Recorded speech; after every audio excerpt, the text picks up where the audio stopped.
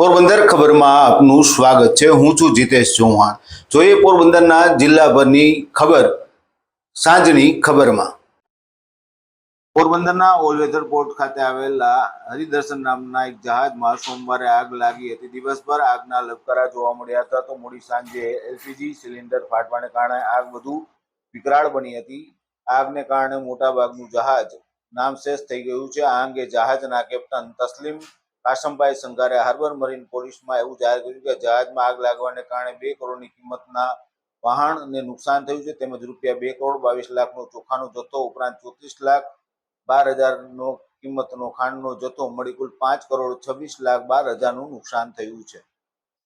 પોરબંદરના બોખીરા વિસ્તારમાંથી પસાર થતા મુરુ ઉર્ફે બાબુ જીવા મોઢવાડિયા નામના શખ્સને ઉદ્યોગનગર પોલીસે વિદેશી દારૂની બોટલ નંગ 11 સાથે ઝડપી લીધો હતો, તો 3 માઇલ નજીક આવેલા જય શક્તિ ટ્રક ગેરેજમાં પોલીસે દરોડો પાડી હસમુખ મોહન જોશી નામના શખ્સને બિયરના 5 ટીન સાથે ઝડપી લેવામાં આવ્યો હતો। રાણાઓ પોલીસે ગોપાલપરા વિસ્તારમાંથી પસાર થતા એક પોરબંદરના શખ્સને વિદેશી દારૂની એક બોટલ સાથે ઝડપી લીધો હતો। પોરબંદરના છાયાનવાપરા વિસ્તારમાં રહેતા એક વૃદ્ધાએ બીમારીથી કંટાળીને આપઘાત કરી લીધો હતો। ભૂરીબેન હરભમભાઈ ઓડેદરા નામના 69 વર્ષના વૃદ્ધાએ ડાયાબિટીસ અને બીપીની બીમારીથી પીડાતા હોય, તેમણે કંટાળી ઝેરી ટીકડા ખાઈને આપઘાત કરી લેતા ભારે ગમગીની છવાઈ ગઈ હતી। પોરબંદરમાં રૂમઝૂમ રાસ ઉત્સવમાં જગદંબાની પૂજા અર્ચના સાથે રાસ ઉત્સવનો પ્રારંભ કરવામાં આવ્યો હતો। રૂમઝૂમ રાસ ઉત્સવનું આયોજન જિગ્નેશભાઈ કારિયાના માર્ગદર્શન હેઠળ કરવામાં આવ્યું છે।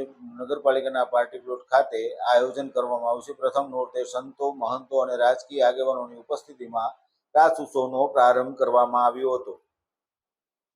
પોરબંદરમાં થનગનાર ગ્રુપ દ્વારા પણ રાસ ઉત્સવનું ભવ્ય આયોજન કરવામાં આવ્યું છે। ચોપાટી મેળા ગ્રાઉન્ડ ખાતે આયોજિત આ રાસ ઉત્સવનો પ્રારંભ કરવામાં આવ્યો હતો। શિવશક્તિ આશ્રમના મહંત કૃષ્ણજતી બાપુ, ધારાસભ્ય અર્જુનભાઈ મોઢવાડિયા, શહેર ભાજપ પ્રમુખ સાગરભાઈ મોદી સહિતના મહાનુભાવોના હસ્તે દીપ પ્રાગટ્ય સાથે રાસ ઉત્સવનો પ્રારંભ કરવામાં આવ્યો હતો અને પ્રથમ દિવસે જ ખેલૈયાઓએ રાસની રમઝટ બોલાવી હતી।